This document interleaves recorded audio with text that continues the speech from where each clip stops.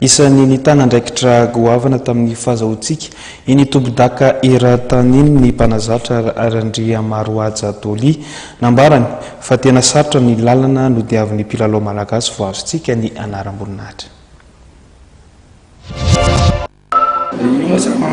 Manana ny fomba fijeriny aloha zany teo amin'ny resaka zoera di fanakanana ray hoe raha olona mpanao boly ianao zany dia tokony nalala tsara ianao hoe teraha manahoana no ampidiranao zoera dia izy ny zoera tokony ampidiranao.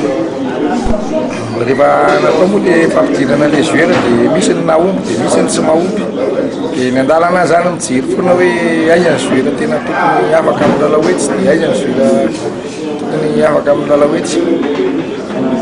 Ny somary pression kely fotsiny zany le publika zara roa, misy le publika makasitraka le zoera, misy le publika tsy makasitraka.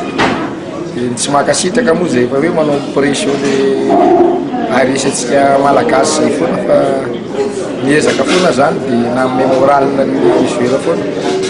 Rehefa manomboka nafantatra ny adversaire moa zany atao anatin'le fotoana hoe mivoaka aloha dia manome toromarika ny zoera hoe rehefa misy fotoana tsy mety le filalaonareo ambony kianja dia iny any no miantso mamoaka teknika.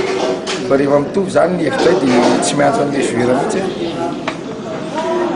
Rehefa nanomboka nandeha tsara koa ka misahirana ny zoera dia miezaka nanantona izy hoe ahoana ny atao dia manaraka tsara toromarika izy zany dia tonga amin'ny fahasafantsika zao.